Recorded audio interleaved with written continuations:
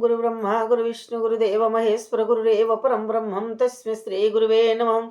अखण्डमण्डलाकारं व्याप्तयेनं चराचरं तत्पदं दर्शितं येनं तस्मै श्रीगुरुवे नमः। तस्मै श्रीगुरुवे नमः। तस्मै श्रीगुरुवे नमः। ओम नमः शिवाय, ओम नमः शिवाय, ओम नमः शिवाय, ओम नमः शिवाय, ओम नमः शिवाय। शिवपुराण व शैवपुराण द्वितीय खंड। माया तपस्वी बेशरे शिवंकर पार्वती तपस्थान रे प्रवेश द्वितीय भाग।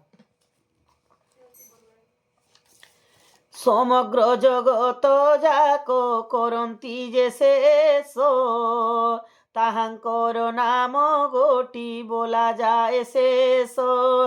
से शेष सर्प को धरे करे धरी छंती हर तेणु सर्पभूषण जे नाम ताहांकर।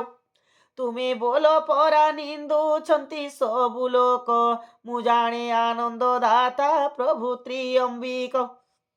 जोगिए जाहाकु जानी न पारंती ध्याने से प्रभु को केमंते मु बाछुअछि मने। प्रलय काल रे सबु सुखी जाए पड़ी से भस्म शिवंक अंगे पड़ी थाए ओड़ी। तेणु चिता भस्म तांक अंगरे भूषित तुम्भे बोलिबार कथा होइला उचित।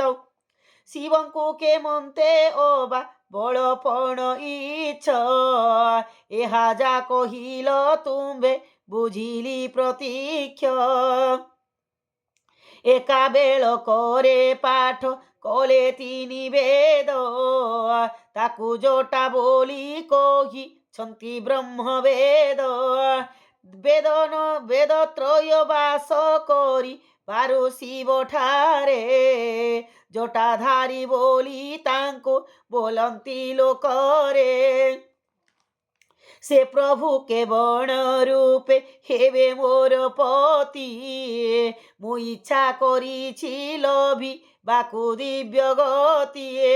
बजारे बोली न जान अमृत को कही बकारे बोली न जान अमृत को कही। से अमृत से ही मोक्ष मिथ्ये मिथ्या नाही। तुलना नुहई जाहा सहिते बोकार्यो बातुला बोली नो नाम ओटे तांकर। ओटई तांकर बातुल जे सनातन परम ब्रह्म से ही एणु तुम्बे कहिबार मिथ्या हेला नाही। पाप समूह को जेउ प्रभु त्रिलोचन स्मरण मात्र के करी दियंती विनाशन। संसार सागर उद्धारंती जेउ हर शंकर बोलिबा नाम अटई तांकर। महापाप जुकत जे होई अछि मोही बरपणे से प्रभु को पाइबा बाकाही। बोइले जटिल तुम्भे दक्ष प्रजापति जाग को बरण नव दिले पशुपति।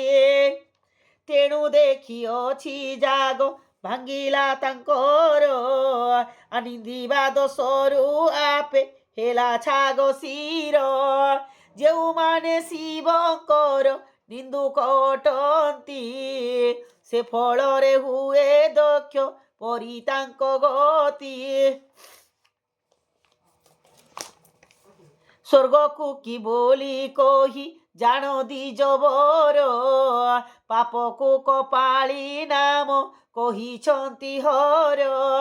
त्रिपुरासुर को पूर्वे संहार करीण देवता मानंको पाली छंती त्रिलोचन। तेणु शिवंकर नाम अटई कपाली नाना स्तुतिरु भणी पूजु छंती तपशाली। कोराली बोली न तांको बोल तुम्भे जाहा से तत्व कहिबा एबे सुन तपिनाहा। অষ্টমূর্তি মধ্যু এক মূরতি যে রবি, বহুত করিণ ভূষিত সে দিব্য ছবি। অসংখ্যক কর যেণু হইলা তাঙ্কর, କରାଳ ବୋଲିଣ ତେଣୁ ବୋଲନ୍ତି ଶଙ୍କର। ପୃଥିବୀ କି ଆଦି କରି ପଞ୍ଚମହାଭୂତ, ବେତାଳ ଗଣ ତାଙ୍କର ଅଟନ୍ତି ସଂଗାତ। ତୁମ୍ଭେ ଯା କହିଲ ସତ୍ୟ ଅଟଇ ବ୍ରାହ୍ମଣ, ବେଢ଼ିଛନ୍ତି ତାଙ୍କୁ ଭୂତ ଦେବା ବେତାଳ ଯେ ଗଣ। ପ୍ରଥମୁ ଯାହାର ପାଦ ଅଟଇ ପାତାଳ, ବୋଲନ୍ତି ତାହାଙ୍କୁ ସବୁ ଲୋକେ ଆଦି ମୂଳ। ଯାହାଙ୍କର କୋଟି ଦେଶେ ଅଟଇ ଧରଣୀ, ଅକଳିତ ମହିମା ଯେ କେ ପାରିବ ଗଣି। ଆକାଶ ମଣ୍ଡଳ ଓଟେ ଯାହାଙ୍କର ସୁର, ଦିଗମାନ ବାସ ହୋଇଛନ୍ତି ଯାହାଙ୍କର। ତାହାଙ୍କୁ ଦିଗ୍ବାସ ବୋଲି ମୁନିଏ କହନ୍ତି, ଗତ ଲଜ୍ଜା କଥା ତେବେ ଶୁଣ ଦେଇ ମତି। ସନ୍ଧ୍ୟାକୁ ଦେଖିଣ ଧାତା ହୋଇଣ ମୋହିତ, ମୃଗ ରୂପୀ ଧରି ହେଲେ ଆକାଶରେ ସ୍ଥିତ। ସେ କାଳେ ସେ ମୃଗ ଶିର ପକା ଅନ୍ତେ କାଟି, ଗଛଲତା ବୋଲି ନାମ ବହିଲେ ଧୂର୍ଜଟିଏ। ଏ ରୂପେ ଜଟିଳ କହିଥିଲେ ଯେବେ କଥା, ସବୁ ସମାଧାନ ତାହା କଲେ ଗିରିସୂତା। କହନ୍ତି ଯେ ବୈଧାତ୍ର ଶୁଣ ତପଶୀଳ, ଦେବୀଙ୍କ ମୁଖରୁ ଏହା ଶୁଣି ସେ ଜଟିଳ। ପୁଣି କହିବାକୁ ଶିବ ନିନ୍ଦା ବାକ୍ୟ ମାନ, ଆପଣାର ଅଧରକୁ କଲେ କମ୍ପନ। ଜାଣିଲେ ପାର୍ବତୀ ଦେବୀ ଜଟିଳ କରିତି, ପୁନଃ ପୁନଃ ଶିବଙ୍କର ନିନ୍ଦା କରନ୍ତି। ତେଣୁ ଶୀଘ୍ରେ ଚାହିଁ ନିଜ ସଖୀ ବିଜୟାକୁ, ବୋଇଲେ ମୋ ପାଶୁ ତୋଡ଼ି ଦିଅ ଏ ଦିଜଙ୍କୁ। ଅତି ଶୀଘ୍ର ତୋଡ଼ି ଦିଅ ମୁହୂର୍ତ୍ତେ ନ ରଖ, ପୁଣି ହେ କହିବାକୁ ହଲାଇଛି ମୁଖ। ଯେଉଁ ଲୋକ ଶିବ ନିନ୍ଦା କରଇ ମୁଖରେ, କଦାଚିତ ନ ରହିବ ତାର ପାରୁଷରେ। ଶିବ ନିନ୍ଦା ଶୁଣି ହୋଏ ସୁକୃତ ବିନାଶ, ଯେ ନିନ୍ଦା କରଇ ସେହି ପାପିଷ୍ଟ ପୁରୁଷ। ଏ କଥା ନିଶ୍ଚୟ ଓଟେ ଜାଣ ଗୋ ସୁମୁଖୀ, ଯେ ଶିବ ନିନ୍ଦଇ ତାର ବଦନ ନ ଦେଖି। ତେଣୁ ଏ ବିପ୍ରକୁ ଏଥୁ ଦିଅ ଦୂର କରି, ପବ ବଚନେ ନ ଗଲେ ଝିଙ୍କି ଉଠାଓ ଓଟାରି। ପ୍ରଭୁ ନିନ୍ଦିତ କହୁଅଛି ଏ ଦୁଷ୍ଟ ଜଟିଳ, ତାହା ଶୁଣି ହୃଦ ମୋର ହୁଅଇ ଆକୁଳ। ଯେଉଁ ଲୋକ ହୋଇଥାଏ ଶିବ ଅପରାଧୀ, ମହାପାପୀ ବୋଲି ତାଙ୍କୁ କହନ୍ତି ସୁବୁଦ୍ଧି। ଶିବଦ୍ରୋହ କରିଥାଏ ଯେଉଁ ଦୁରାଚାର, ତାହାର ଅଙ୍ଗରୁ ଧର୍ମ ହୁଅଇ ଅନ୍ତର। ଧର୍ମ ରୂପୀ ବୃକ୍ଷ ଓଟେ ଶିବଙ୍କ ବାହନ, ତାଙ୍କୁ ନିନ୍ଦା କଲେ ନରକ ଯାଏ ଜନ। ତେଣୁ ଏହି ଜଟିଳାକୁ ଦୂର କରିଦିଅ, ଯା କଥା ଶୁଣିଲେ ମୋର କମ୍ପୁଅଛି ଦେହ। ନ ଶୁଣିବି କନରେ ମୁଁ ଏହାର ବଚନ, ଏମନ୍ତ କହିଦେବି କଲେ ଶଙ୍କରଙ୍କୁ ଧ୍ୟାନ। ଅତ୍ୟନ୍ତ ଭକ୍ତିକୁ ହୋଇ ପ୍ରେମେ ପରିପ୍ଲୁତ, ଶିବଙ୍କ ଚରଣ ତଳେ ଦିବେଶିଲେ ଚିତ ଜଟିଳ ଏସବୁ ରୀତି ତାହାଙ୍କର ଦେଖି କହିଲେ ମଧୁର ବାକ୍ୟ ହୋଇ ଅତି ସୁଖୀ। শুণ গো অম্বিকে তুম্ভে জগতর মাত জানিলু তুম্ভর আম্ভে হৃদ কথা তপস্যা বলরে তুমে লভিশুল পাণি নিশ্চে সদা শিবঙ্কর হইব ঘরণী। জন্মে জন্মে অট তুম্ভে তাহাଙ୍କର ନାରୀ ଏମନ୍ତ କହିଣ ପୁଣି ସେହି ଜଟାଧାରୀ।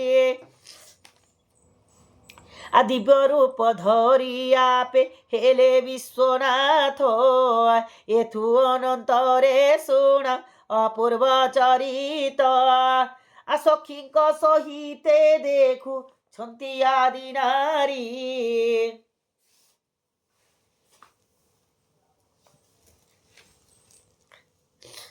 ଆଗେ ଉଭା ହେଲେ ପ୍ରଭୁ ନିଜ ରୂପ ଧରିଏ ପଞ୍ଚବଦନରେ ଶୋହେ ତିନି ତିନି ନେତ୍ର ମସ୍ତକରେ ଇନ୍ଦୁ ଖଣ୍ଡ ଦିଶଇ ଦୀପିତ କୁନ୍ଦେନ୍ଦୁ ଶଙ୍ଖକୁ ନିନ୍ଦେ ଶ୍ରୀଅଙ୍ଗ ଧବଳ ଜଟା ମଣ୍ଡଳରୁ ଗଳୁ ଅଛି ଗଙ୍ଗା ଜଳ।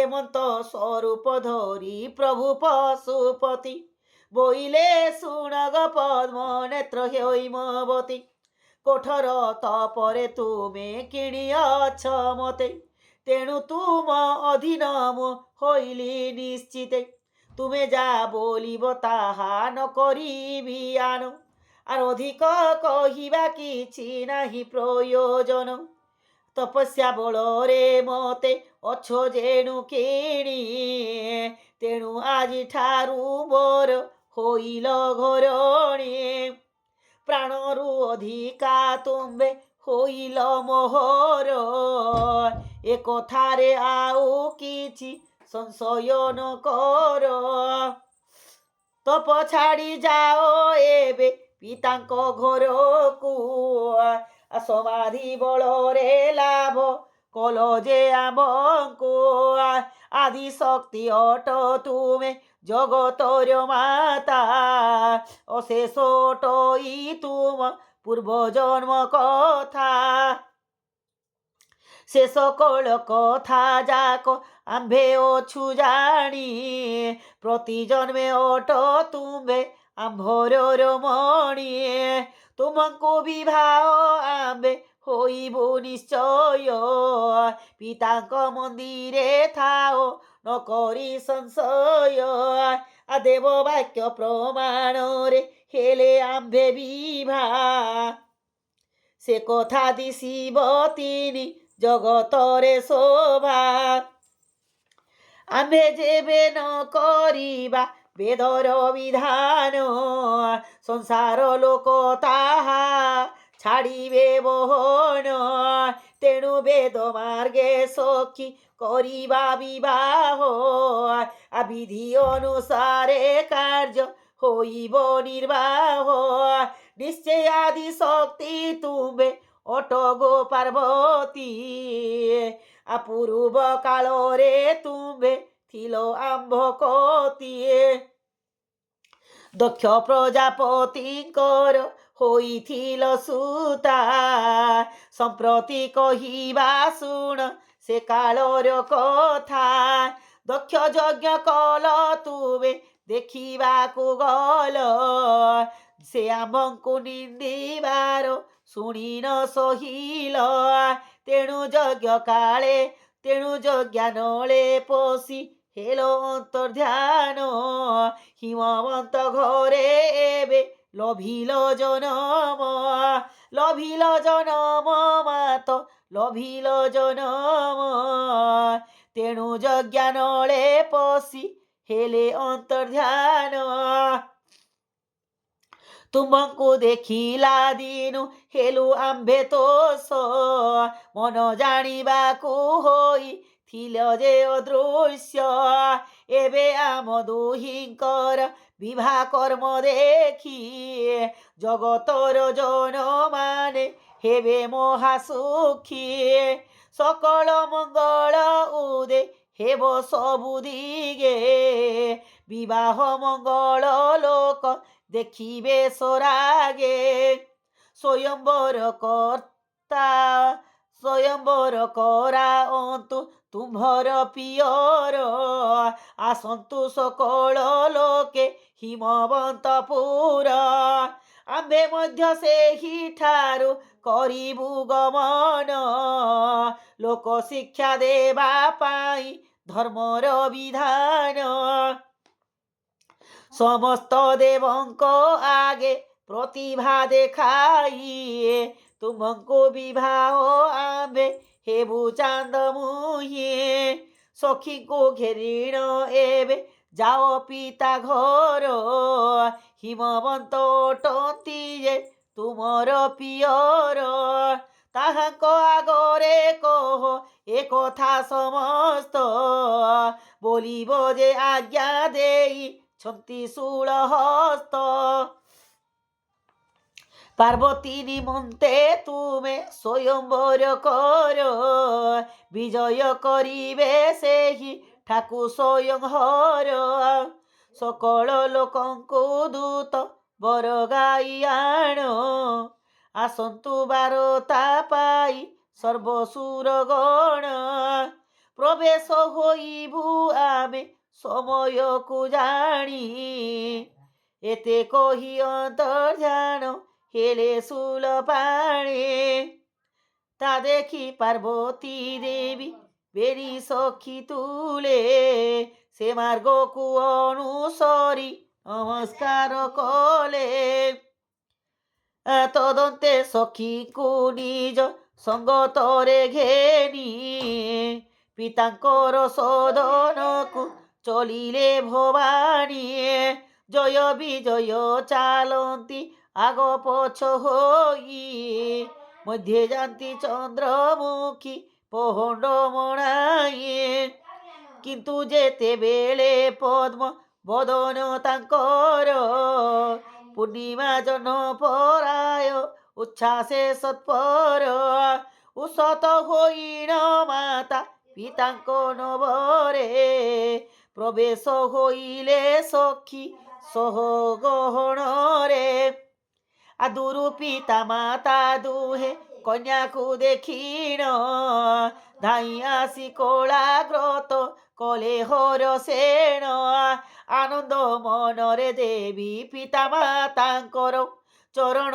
তলে সাষ্টাঙ্গ কলে নমস্কার বেনি ভুজ ধরি মাতা কন্যাকু উঠাই স্নেহ গণ্ডে চুম্ব দেলে কোଳରେ বসাই বইলে চক্ষু মোহর ফুটি যাউথিলা বেনি নেত্র অশ্রুধার সুখী যে নথিলা আজি ମୋ ଗଳା ରତନ ଦେଖିବା ମାତ୍ରକେ ଖୋଲିଗଲା ଦୁଇ ନେତ୍ର ମାତ୍ର ନିମିଷକେ ଏହା କହି ପାର୍ବତୀଙ୍କୁ କରିଣ ଆଦର ଅମୃତମଣ ହି ଭୁଜାଇଲେ ନେଇ ଘର ସଖୀଙ୍କ ସହମତ ହି ସାରିଣ ପାର୍ବତୀ ରତ୍ନ ପଲଙ୍କେ ବସିଲେ ହୋଇ ତ ସମତି ତାହାଙ୍କ ଆସିବା କଥା ଶୁଣି ପୁରଜନ ହିମବନ୍ତପୁରକୁ ଯେ ଧାଇଁଲେ ବହନ ସତେ କି ରଙ୍କ ପାଇଛି ଅମୂଲ୍ୟ ରତନ ସେହିପରି ହେଲେ ସର୍ବେ ଦେବୀଙ୍କୁ ଦେଖିଣ ଗହ ଗହ ଶବଦରେ ଚମକିଲା ପୁର ପୂର୍ବଠାରୁ ସତେ ଦିଶିଲା ସୁନ୍ଦର ଏ ଶିବ ପୁରାଣ ଅଟେ ଅତି ପବିତ୍ର পড়ি শুনি সাধু জনে হুয়ত সচিত আসে দেব দেবীଙ୍କ পাদ পদ্মে দেই মন অধম এহিনি মানি করই গায়ন অধম এ ক্ষেত্র মোহন করই রচন ওম নমঃ শিবায় নমঃ শিবায়।